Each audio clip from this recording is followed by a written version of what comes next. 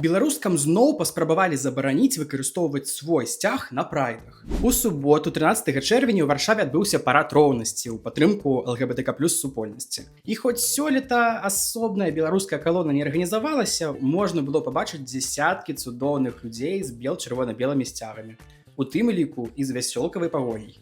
Сам марш прайшоў спакойна, але ў онлайн-прасторы не абышлося без правакацый. Адзін з тэлеграм-каналаў беларускіх нацыяналістаў апублікавалі пост, у якім распавялі пра свой перформанс супраць выкарыстання нацыянальных беларускіх сімвалаў квір-людзьмі на прайд-маршах.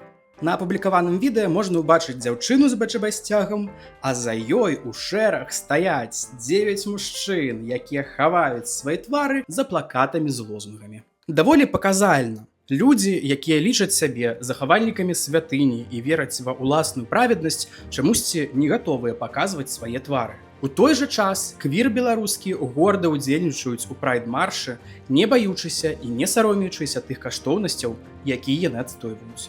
Гэта ўжо даўно закрытае пытанне, у якім няма пра што спрачацца. Нацыянальныя сімвалы належаць усяму народу, і асобная група людзей не можа адабраць у іншых права карыстацца імі, прыкрываючы сваю квірфобію і нянавісць ілжывым клопатам пра нацыю і яе святыні.